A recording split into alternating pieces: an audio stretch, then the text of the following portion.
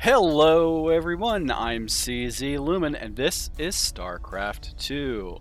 What I have for you here is a bronze match between a Protoss versus Zerg, with Protoss in the upper right hand corner and Zerg playing in the bottom left hand corner. We're going to see how this game plays out. This game was submitted on the Discord server looking for a viewer analysis, and we're going to see just how this person plays. They asked, how can I get better? And I mean, my first thoughts about how you can get better in StarCraft is definitely always build up that economy as much as possible and pivot against your opponent and what they build. I mean, the better you get your economy, the more options you have. If you don't have an economy, you don't have options. So we're gonna find out how this plays out. When I call out comparison numbers such as 16 workers to 13, the first number is going to represent the Protoss player, with the second number representing the Zerg. Now right away we have the Zerg building up the second hatchery on their natural with the spawning pool, so this looks like a pretty consistent opener. I actually don't know which side the player that submitted the game is in this matchup, so we're just going to find out here. Protoss here is playing tag with this drone. This drone is doing a really good job just trying to keeping this probe as busy as possible and losing that mining time. And we also have this probe just kind of chilling. So we have right off the bat, we have two workers that aren't really doing a whole lot benefiting really anything. Starting to see a floating in resources for the Protoss player. I mean, you definitely want to be spending your money as fast as possible. Let's see here. Let's see if any queens come out.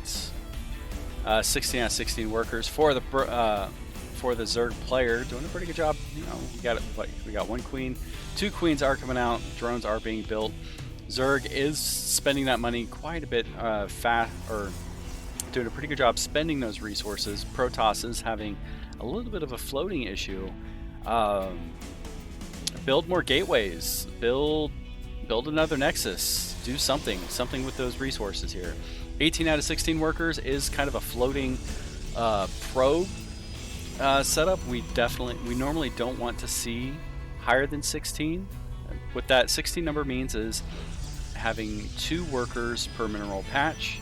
At 2.5 minerals, or after that you start getting diminishing returns by oversaturation at 2.5 workers per patch. Once between 2.5 and to 3 workers per mineral patch, you start to seeing another hard return or hard diminished return, which is what we're seeing right here. We got 21 workers. When 3 workers per mineral patch is basically the cutoff. You do not see anything else because all the minerals are going to be 100% saturated all the time. They're always in use. When you have 2 workers per mineral patch, you do have like the slight delay of whether or not there is resource generation. Mining time going on. Workers are not taking advantage of this gas here. I'm not really sure what the goal is here, but we are starting to see, okay, a couple more gateways do come up.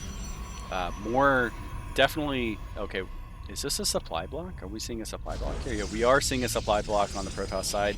Very difficult for the Protoss here, seeing just that little bit of a disadvantage, not spending those resources. Zerg is doing a good job actually spending these resources, both sides, and we are seeing a more balanced economy, higher efficiency per drone, I should say, for this right here, as we can see, even though the worker count is going to be 27, 29, yeah, here we go.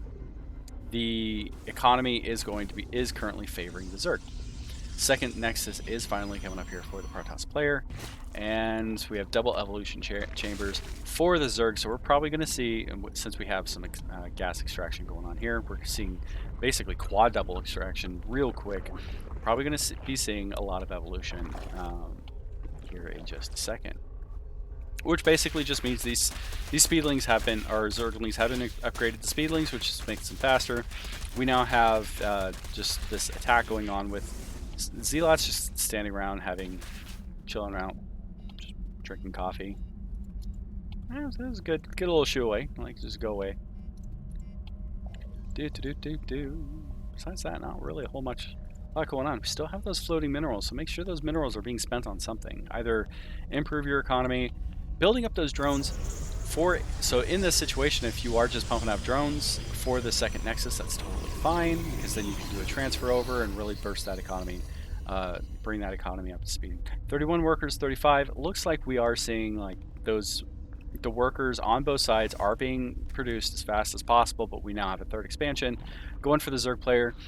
Even when we see the numbers here, 31 to 35, we are seeing a better economy for the Zerg player. Just moving along here.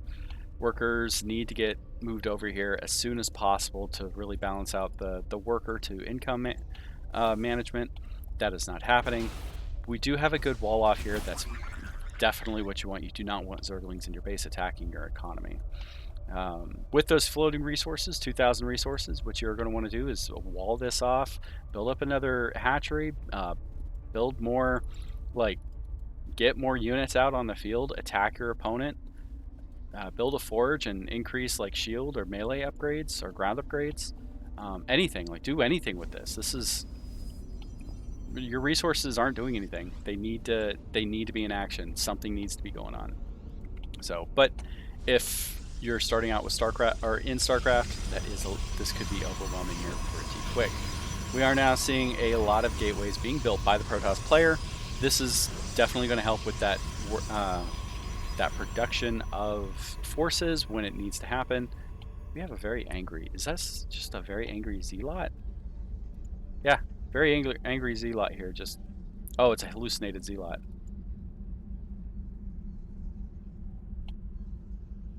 What?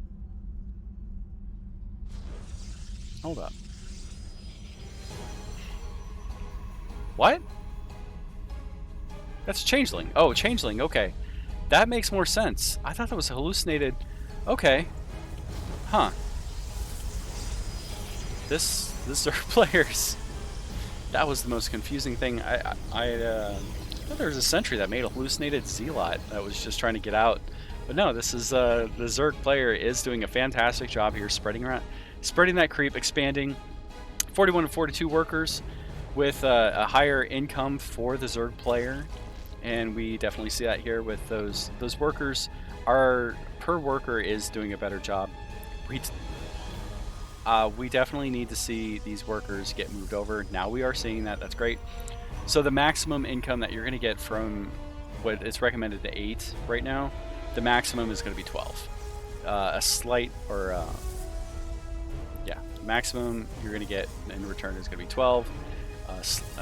The first diminished return is going to be 10.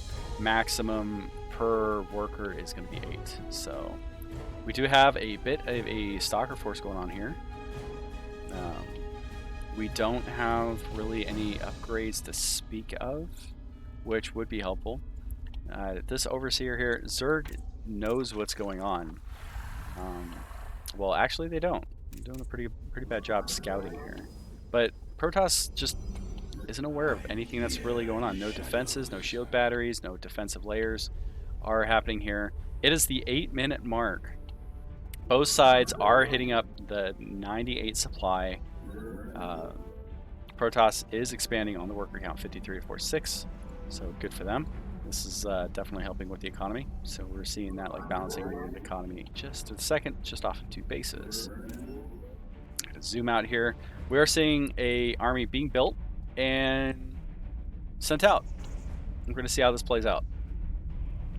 Zerg has built up a Roach Zergling Hydralisk force, so a little bit more of a diverse force than the Zealot Stalker, but Zealot Stalker is pretty effective by itself.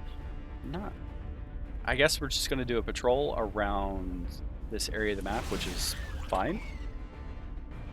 Could like investigate and attack this base, or come over here and attack this base, but you know, this patrol's pretty good. You need to know what's going on.